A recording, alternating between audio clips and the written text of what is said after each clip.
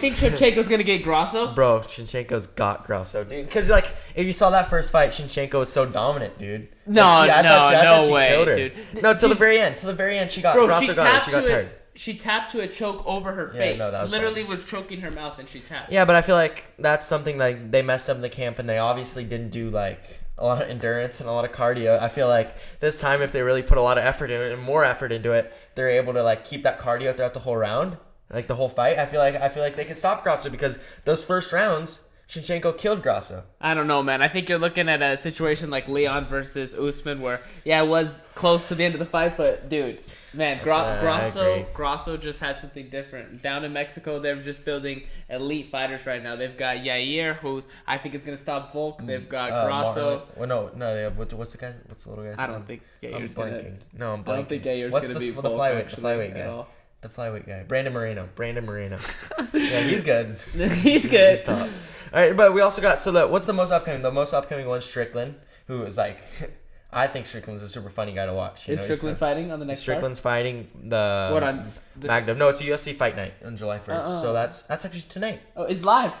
It's fighting. Right now at the UFC Apex. Yeah, and then we have Volkanovski and Rodriguez in 290. That's the first like main card coming up, which is in Las Vegas. Dude, I'm going to be in Las that. Vegas at that time. No, I take back what I said. I do not think Yair Rodriguez can beat Volk. I think Volk's just a dog, dude. I rewatched his fight with Brian Ortega. Did you watch that fight? Yeah, but the guillotine. Man, not just the guillotine, dude. The guillotine, the fight, yeah. The triangle, and he escapes and he locks it in again, and like, man, Volk just didn't even panic. It's crazy to think about that, dude. And what was crazy about that fight is Volk got better as the rounds went on. Like, he didn't escape choke and like was super tired. He escaped the choke and just started ground and pounding Ortega bad right off the bat. No, but we saw that also in the Islam fight.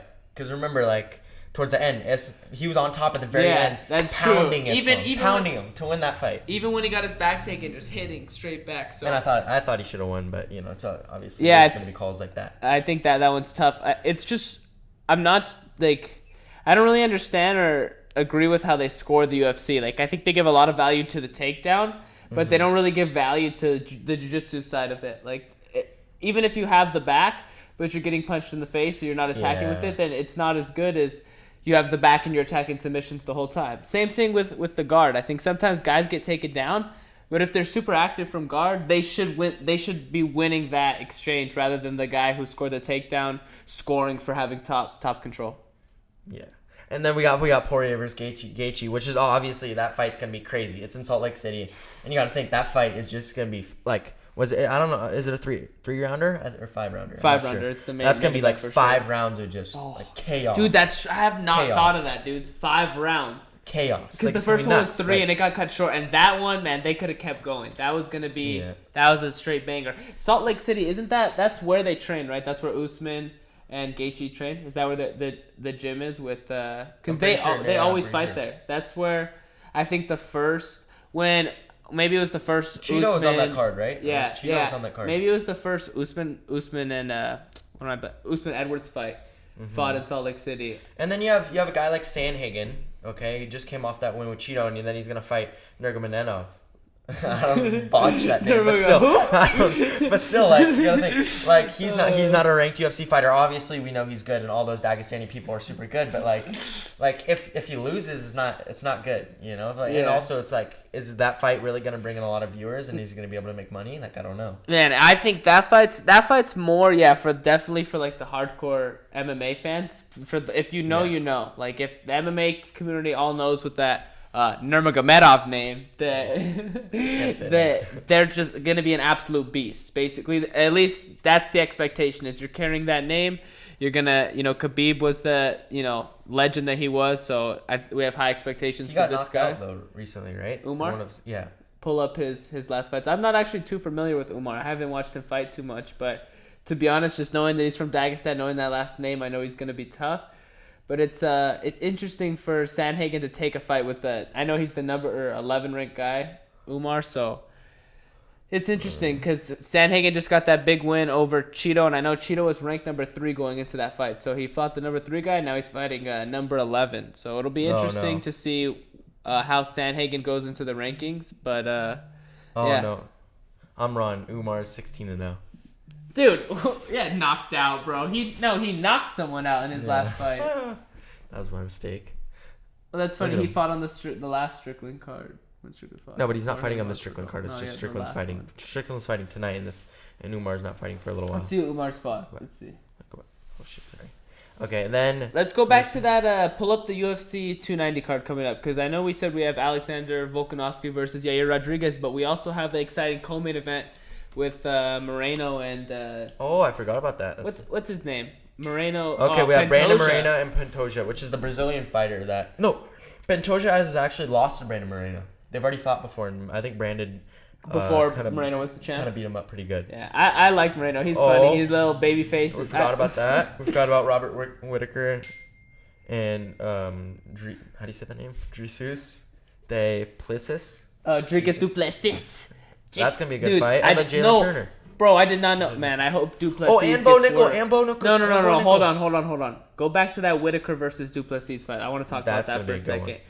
Duplessis is just a guy. He's been trolling. He's been getting a lot of attention. Yeah. You know, he says he's going to be the real African champ. What do you think about that? Him I don't think calling so. out Israel, saying that Israel's not the real African champ. No, and whatever. what you have to think about is like Robert Whitaker's been tested. You know, he's gone in there with the best guys in the division. He's gone in there with Israel and put up good fights. You know, and this guy Duplessis has never fought anyone to that caliber. So like him saying that, like we don't know, and like he can say he's the top. He can say it just to hype it up, but he's never really fought anyone at the top of the division, so we don't know. Now I'm more interested about him saying that he's the. What did he say? Let's pull that up. He said he's Africa's champ. I want to see exactly what he said, but he called out. And then look, you have Jalen Turner on that fight. That's the Tarantula, right? And Tarantula, he trains at Ruka, which is super close by. Yeah, he trains at the Ruka headquarters. I used to do striking with his striking coach. What's his striking coach? Does he train with Perillo? Anthony Gonzalez. Yeah, no, I think both of them are now at Ruka, and they both help. So they both work with the fighters. Please. He was basically saying that Adesanya doesn't represent Africa. Why would that be? And what about Usman, and what about Francis Ngannou? Yeah, no, he's saying that. Yeah, what about Ngannou, dude? Have you heard Ngannou's story on the Joe Rogan podcast, dude? Have you heard? How does that not count? Dude, have you heard his story? No, I haven't heard a lot about it. He was born in Cameroon, and he tells his story going all the way from Cameroon to Paris. And man, he crossed the desert like 4 times plus, and every time he would get across, they would like catch him, the government, really? and instead of like killing you or taking you into jail, they like dump you in the middle of the desert. Oh my god. And so he would get dumped in the middle of the desert and have to find his way all the way back. And eventually, he finally made it across to France. But man, there's no more African champ than Francis Ngannou. Yeah, to say like you're gonna be the first one is like, I don't get it. And then also we have the 292 card, which we're super excited about because that's our boy Cheeto, and our boy Cheeto is on that card. We know he was supposed to fight Henry Cejudo, which is going to be one of the biggest fights of his career, and now Henry pulled out. Yeah, okay? man, that's probably the biggest Henry was scared. news. We gotta say Henry was scared. I have to say it. Okay, I know he was scared. Man, probably the biggest news in the MMA community this week. We got Henry Cejudo pulling out of the Cheeto fight. I think Henry knew that he got himself in for too much. Henry just lost to Aljamain, and a loss to Cheeto was going to be devastating to him. I think it would have been really cool to see that fight. Cheeto's been training with us, getting ready for that fight, and we've been seeing how good his ground game is and just how much he's been working since that loss over Sandhagen. And I know he was going to put on a great performance. This kind of sucks for Cheeto because what I was telling you before is, man, this fight with Cejudo was perfect because it put him right back in the spot he was before he lost. He was the number 3 guy, and Henry Cejudo's ranked number 3, so if he beats Cejudo, he'd be right back there. But now, it's hard to say who he's going to be able to get a fight against up in the top 5 guys. Okay, so we have Merab, then we have O'Malley, which he can't fight Sean O'Malley or Aljo because those two are on the same 292 card. Yeah. That's the main event. Then he has Sandhagen. He's not going to fight Sandhagen because that was his last fight. Then he has Peter Yan, Rob Font. Okay, he already beat Rob Font. But Rob Font's 7. So let's say he has Song Yadong. He could fight Song Yadong because Song Yadong actually beat him before, remember, in the robbery. Song Yadong's beat him before, so that would be a good rematch. But the thing is Cejudo was in the top 5, so I think for Cheeto to get another opportunity like that, it's hard because look, he has Divashali, and he not gonna has fight Dominic Yan. Cruz. And I think out of Divashali, Peter Yan, and Cejudo, that Cejudo would be the easiest for Cheeto to beat. Because Divashali really, he deserves the title shot right now. But like, think about it, he's not going to be active for a little while, because if Aljo was to win, he's going to take a break. Or if like Sean O'Malley's going to win, he's going to want to take another break. And Merab wouldn't fight for probably till the end of the year, or maybe into next year. So they could give Divashali a chance at Marlon Vera. Yeah, no, I think Divashali is totally possible. I think it's not the best fight for Cheeto, but it is good in the sense that it's the number one contender. So a win over Divashali would put Cheeto right there for the title shot. I think that if O'Malley does beat Aljamain, he's going to be excited for that fight with Cheeto. I think he knows that he's going to get a big payday on that fight, and he's going to call out Cheeto right away and try to get that going so he can stir some hype up. I think you're right, though. Aljamain will probably want to just take a rest. Aljamain likes to get fat, like after the... No, but Aljo's going to go up. I think Aljo's going to try and move up. Maybe he gives the belt to or he leaves the belt vacant so Merab can get it, and then he tries to get one in another division, or he holds that belt and tries to go for two. I don't know. Like, you don't know yet. That could be cool. Yeah, maybe we see Aljamain move up in weight, become the double champ, and then while he's double champ, he gives leaves the vacancy, like you said, for Divashali. I haven't even thought about that. Yeah. That makes good sense. And I think one thing that's funny is that with Aljamain moving up in divisions, we know that Aljamain likes to get pretty big after his fights. I think it's something that, you understand, though, when you cut weight, after you're done cutting weight, one of the hardest things is to, control, not going on a crazy binge. What's been one of your craziest binges after a competition? Man, I'm like Worlds we did good because after Worlds we had a lot of barbecue and we did a lot of stuff. We went out to eat. But Pans was definitely the biggest bender. Pans was brutal, man. I think Worlds was actually one of the better ones for me. I think one thing that's really crazy at cutting weight is when you do it in another city or another country where there's a bunch of food that you're not going to get to try again. So you feel like you have to get everything. You have to get everything in the area. And I think the craziest one for me was in Paris. I remember after we competed in Europeans this year, man, there was all the bakeries and all the amazing restaurants. I think every morning I probably got a croissant and espresso. That was like absurd. But I was a little mad in Paris because remember our first day after. I don't want to say who it was, but like after, remember we go to a place. We're gonna get steak. We're gonna get steak au poivre. What was it with the sauce? Yeah, we're gonna get classic French steak. And we find the place, and then someone didn't want to, and someone decided to go sushi when we were in Paris. Let's tell this story from the beginning. All right, let's frame this. We're gonna frame this for you guys. So we're in Paris. It's our first night going out to eat after we compete. And Jessa was with us, right? So we had Jessa with us, Jessa Khan, she was with us, and we had me, Dom, and one of our other teammates. Okay, we're gonna leave his name out of this because we don't want to throw anybody under the bus. But he knows. He says, all right. He says he wants steak for dinner. So Dom and I start looking for steak. He doesn't want to look for steak. So Dom and I find a place. And scavenging. I show him the menu and say, "Hey, does this look good to you?" No, I don't know. I sent the menu to you. And so we're on FaceTime. Dom and I are on FaceTime. We're on FaceTime, and he sends me the menu, and I show him, "Does this menu look good?" And he says, "Yeah, that menu looks good." So we take a Uber. We meet up separately. Dom and Jessa were together. Jessa was staying with Dom and his family at their hotel. And I was staying with this teammate at my hotel. So we meet up, probably like 20 minutes for both of us. We take a little Uber. And he looks at the menu outside the restaurant. Because I don't know if you guys have been to Europe before, but like all the restaurants have the menu right outside, like in a glass case outside. So we look at the menu. It's the same menu we looked at online. And our teammate says, "Oh, this doesn't look good.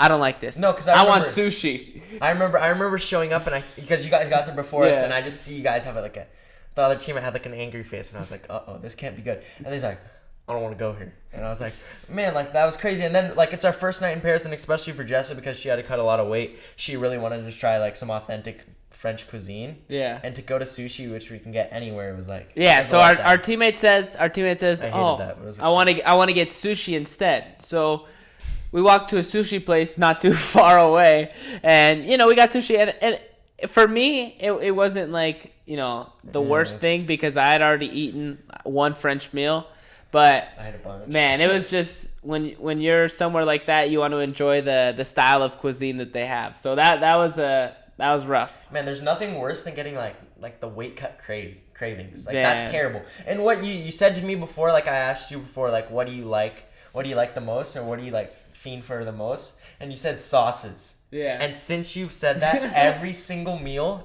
weight cut meal I've been on so far, I've had to add sauce. Like ketchup, barbecue sauce, anything. Yeah. Anything just like soothe the crazy. Yeah, little hack for you guys if you're on the cut. One thing sauce. to just spice up the diet a little bit. Add some sauce to the chicken and rice or steak and rice. I've been eating a lot of steak on my diet lately. Just a lot of red meat and rice and potatoes. That's what I've been feeling good with. But man, adding sauce makes it so much better. Like I've been having this Japanese barbecue sauce that I found at Costco. Dude, A1. Man, you just like, I feel like sometimes you just crave random stuff. You know, like I'm just in the day and I crave an orange. Like I need to get that orange, or I feel like I'm gonna die, or like sometimes like even with the bad stuff, like I want a cupcake. Man, like, I want a cupcake bad. I get the weirdest cravings. I think the funniest thing for me is like when you guys walk into the grocery store, there's like right when you walk in normally there's like the little cakes, like the $5 slice of frosted cake. I saw that. Every time I walk into Ralph's when I'm cutting weight, dude, so man, bad. those cakes look like the best cakes I've ever seen.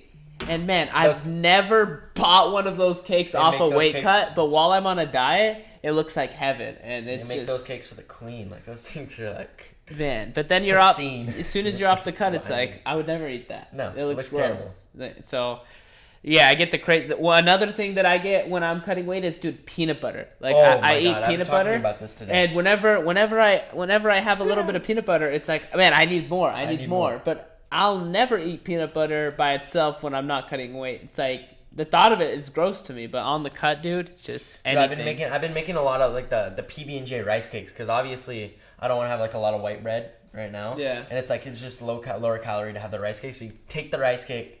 You get like some jam and a little bit. You can't, because the ratio is a little messed up, because usually you want like an even ratio. You want to find that perfect balance. But right now, because of the cut, you got to put a little less peanut butter. But still, like it soothes the craving. Man, have you ever done that and put in the air fryer? No, with the rice cake or just. Yeah, no. You put the peanut butter, you put the jelly on the rice cake, you put it in the air fryer. Dude, little warm. You just have to be careful. Don't burn your mouth. One time I put the rice cake in the air fryer, got a little too hot, and I cooked my mouth. Did you see the Oppenheimer?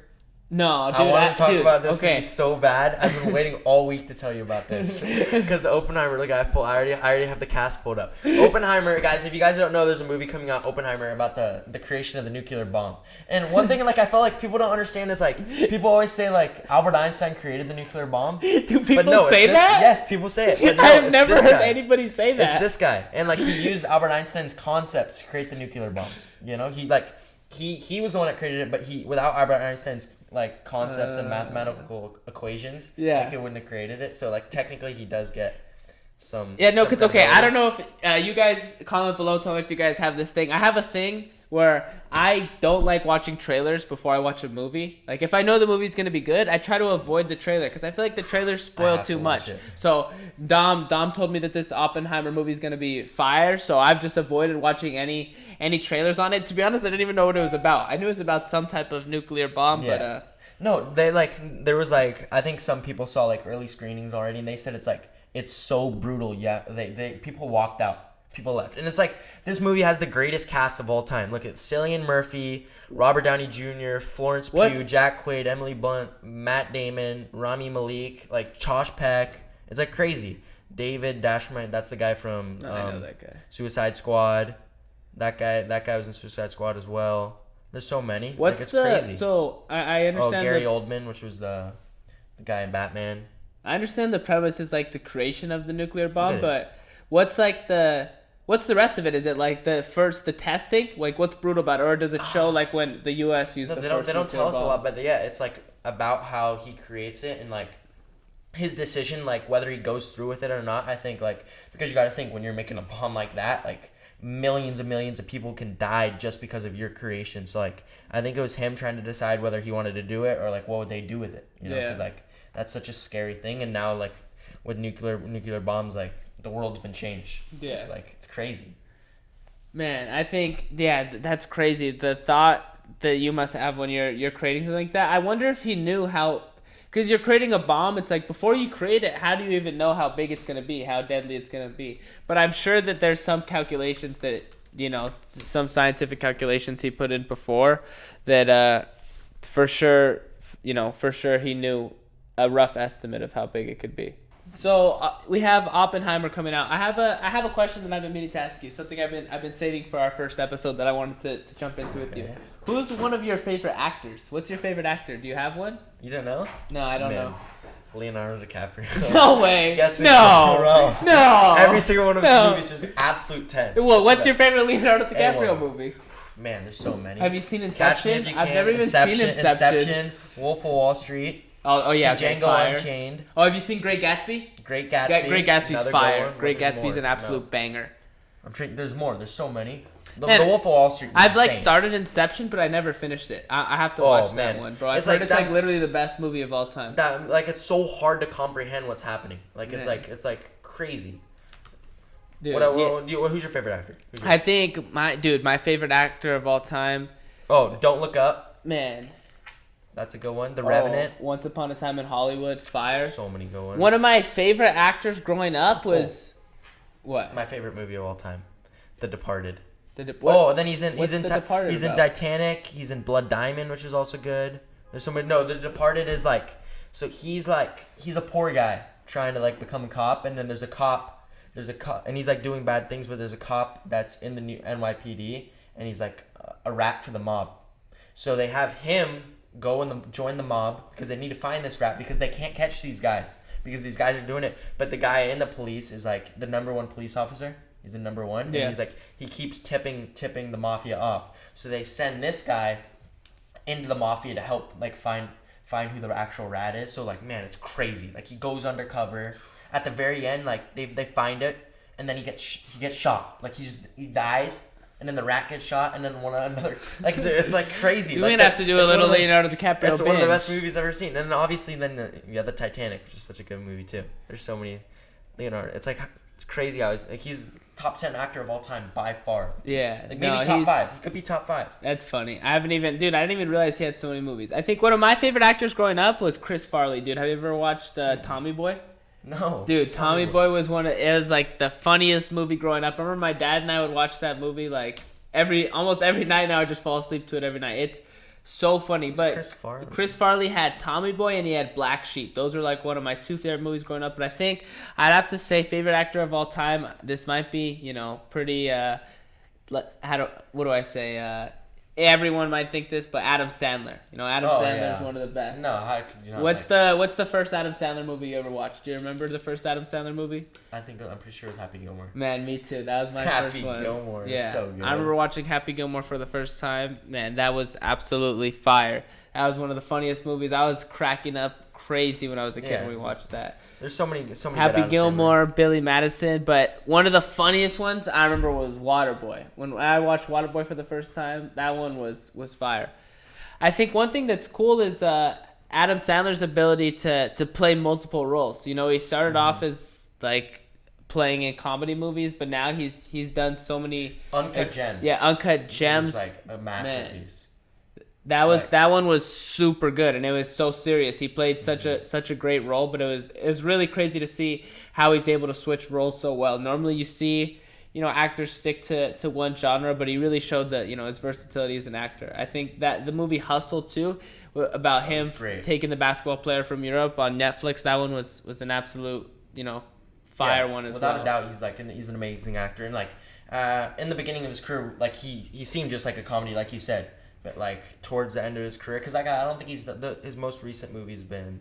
Oh, he did Murder Mystery 2, which I don't think. Yeah, I don't think it got that good ratings. I don't think it was the greatest, but Hustle was amazing, and Uncut Gems, those 2 movies were insane. Hustle it was super motivating, especially as athletes. I think we were able to relate to that, and it was really cool to see the relationship of how important it is to have a coach in your life. And I think that's something that we're super lucky to have training at AOJ, right? I think one thing that's so nice about training at AOJ is that we have coaches and our professors that are willing to help us out so much and guide us on our way. I feel like one thing we do, and like you, me, and a lot of our friends at AOJ, like we balance our lives super well. Cause like I see people out there and they train like 10 hours a day, and like, oh, I'm just super focused on this, and like I feel like without that balance, it's kind of weird, and eventually you're gonna burn out. Yeah. You gotta live some sort of life. Yeah, I think if you're only training and you have, there's nothing else in life that you enjoy, it's pretty hard. But I think that we balance, like you're saying, we do balance it well, where a majority of our day is focused on training. Like what a typical day for us looks like: training. We wake up, we train at 6 a.m. all the way to 9:30 a.m. Now some days 10:30 a.m. with the new no-gi class that Cole just started at AOJ, and then 3 days a week we go over to work out at 11 a.m. and then we're back at the gym at 2 to teach from 3 all the way to 6 p.m. Yeah, and we have so much fun like outside of the academy. Like we're always hanging out, going to dinner.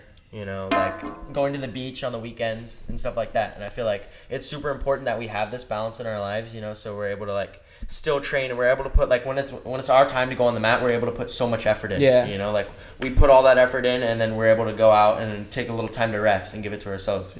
Yeah, I think that having like the one day a week off, like having Sunday or having Saturday to rest, makes you just so hungry on when you come in on Monday. We come back to the gym recovered and ready to put in the work again and do it all again. And the training room is just so crazy where we're at. It's like you need that. If you come in on Monday too burnt out, I think it's you're gonna suffer.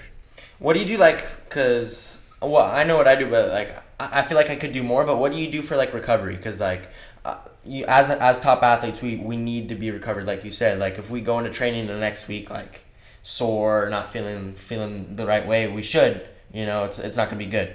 Yeah, I think some things I try to do for recovery, I use the Normatec recovery boots. Like I'm a big fan of the compression boots. I think they really help, especially when I run a lot. Whenever I'm cutting weight, I definitely add more runs in during the week it just really helps burn some extra weight.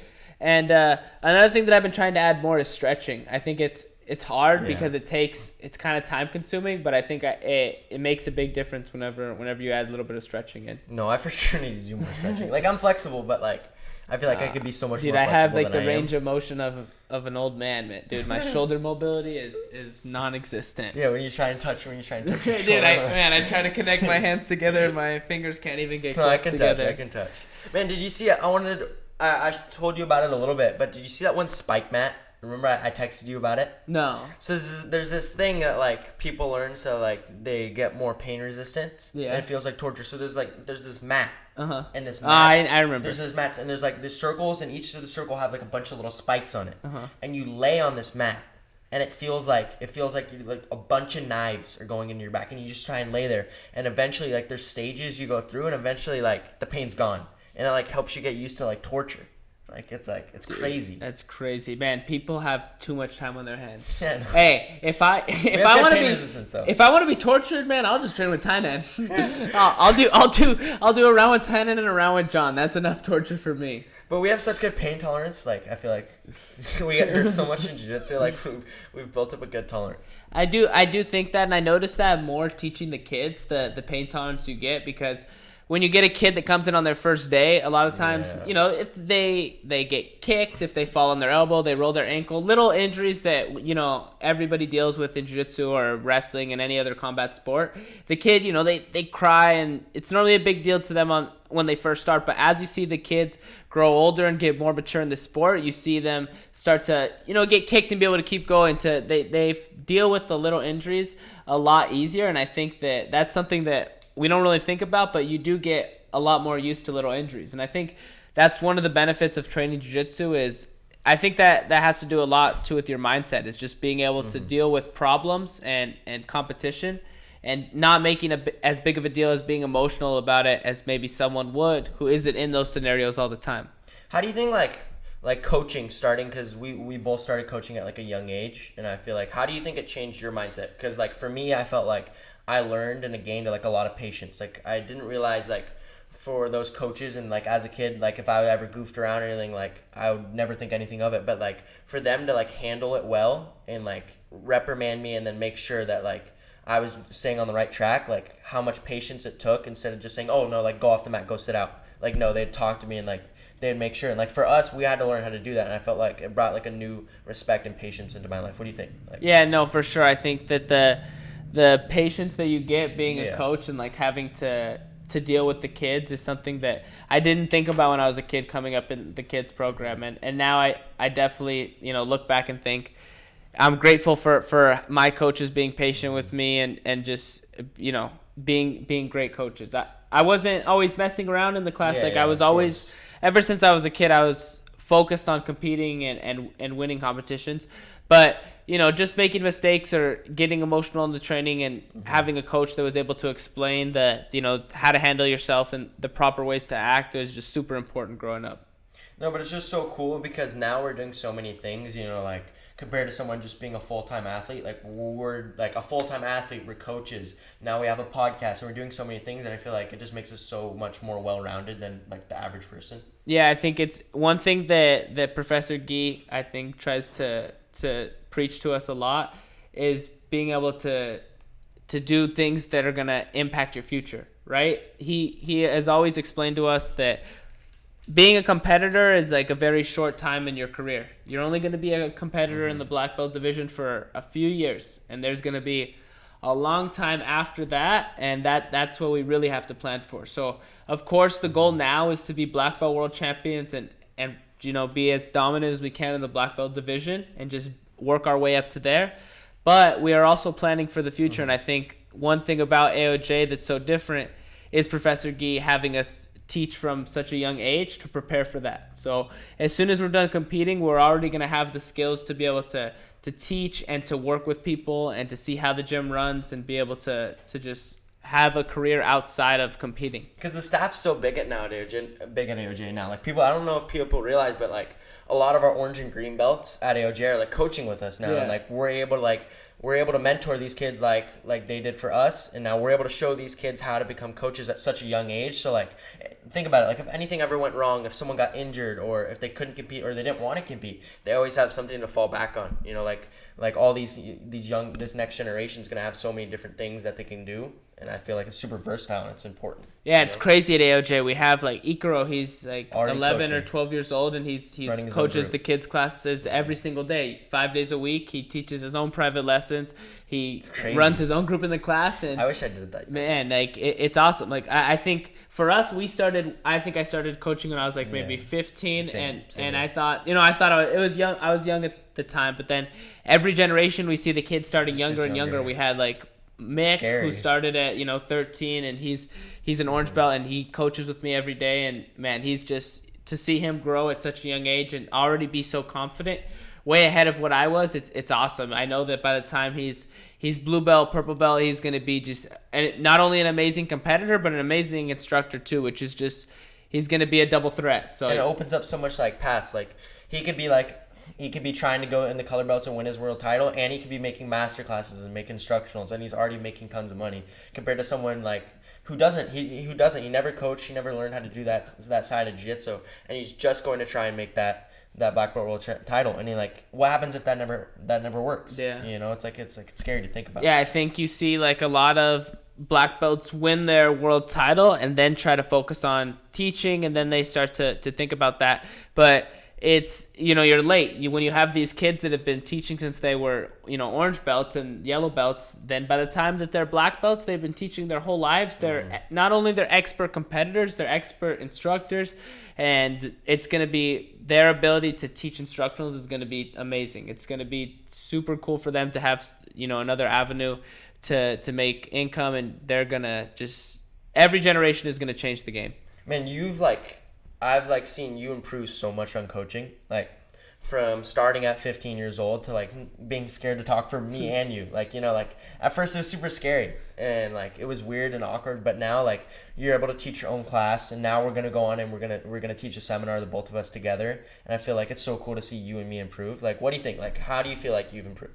Yeah, it's I know you've improved a lot. It's super cool. I think I remember starting off as a coach, and you're young and you have to find your voice in the class. It's obviously when you start, unless you're Ikaro,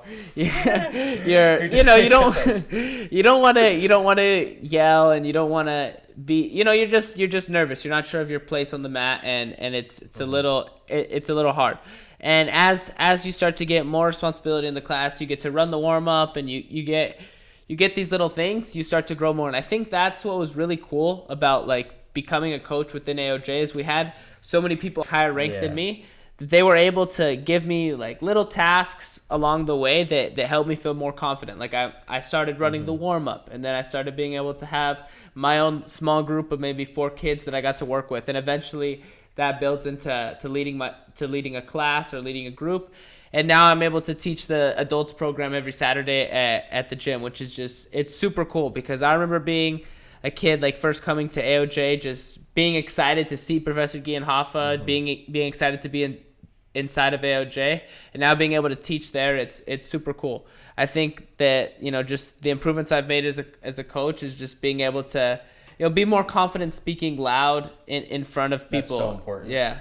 That's like, I felt like that with me because like when I started, I was on 3 to 5, and like at the time the program was still growing and it wasn't super big yet, and I had Zach and Sophia with me, and like I was still young and I was always scared. But it started off like I get to run the animal drills, and like it was hard, but eventually once I got that down, he would say like, all right, it's your turn to show the technique, and man, like I remember my face used to get so red and I'd be so scared and I'd just bluff words. Like it'd be so bad. But like eventually, like once I started getting it down, I was able to do it more and more. And then eventually I got my own group, and then it started to get better. Now I'm able to start running the 3 to 5 program on my own, and I have that side. So I feel like it's so cool. And like to have Zach and Sophia with me when I was still young and to show me what to do and help me gain that confidence, I felt like it's like, it's super important. Dude, one thing you said that, gave me some flashbacks to my early days of coaching is, when you said you're bluffing during the animal drills. I remember when I have to run the warm-ups in the beginning and we would do the exercises with the kids, and it would so get bad. Like maybe only 2 minutes in, and we were running like a warm-up that should be about 5 or 10 minutes for the kids, and I ran out of exercises, and I'm just telling the kids to do squats and then push-ups back and forth, and you have to look at one of the other coaches and ask them for some help. Whatever. All right, you'd be like, all right guys, you guys can do that again. 10 more. Like, you have to like tell them repeat. 10 jumping jacks. All right, let's get 10 more jumping jacks. Always stuff was like that, but once you get that down, I feel like that stuff's like muscle memory now. Like we can do that stuff in our sleep, and now we like pass that off to the younger generation. Yeah, I remember before I was like, it took so much mental planning for me to even run a warm up, and now I feel like that stuff you're able to get to the gym, see the size of the class you have or see the group you have, and be able to decide right there on the spot how the class should be ran based on that group. I think one thing that's really cool too about AOJ is the way we split into groups. We have different groups for all of our classes, and what do you think about that? It makes it good for the kids, because like the kids are able to be with like the people that they should be with. Because like if you have like a kid that's not super good, and then you put them with someone that is super good, and then it's not gonna be fun for them. So they need like a good environment where they can build and improve their jiu-jitsu, and I feel like we do such a good job of that. And like transitioning from having just one big class with all the kids to making it so it's all split up and kids are able to be with people like of their level, like we've seen the AOJ kids program just take off. Now we have kids that are like insane, and everyone's improved so much. Yeah, I think one thing is that not only does it benefit the beginners, because the beginners don't have to train with the super advanced kids. Yeah. It helps the competitors, and I think we see the level 3 program in all of our classes is just so high level because, man, they're training like adults. When you're able to separate the kids that are serious about jiu-jitsu and are focused on competing, and they're able to do this high level class, that's what makes the kids at AOJ able to just be so good at such a young age. We have the kids 5 to 7 program, the level 3. They train 2 times every single day for an hour and a half total. And man, their class is just as hard as our adults class. They're doing hard sparring for 40 minutes, and then they're doing drills, and they're doing speed drills, and the training's super intense. And all the kids are super focused. They're there 5 days a week, and they don't miss. They're always there, and it's crazy to see how young they are.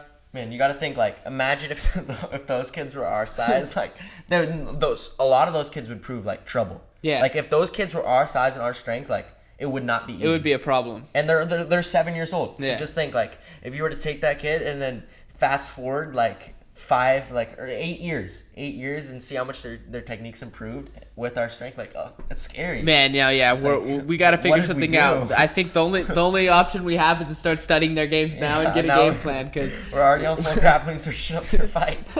When some of these kids are juveniles, it's going to be a problem for us. Hopefully we're a couple black belt world titles in by then, and we can just hopefully we're retired. We can just be out full-time podcasters. Full-time. Hopefully by then the fans are with us. Yeah.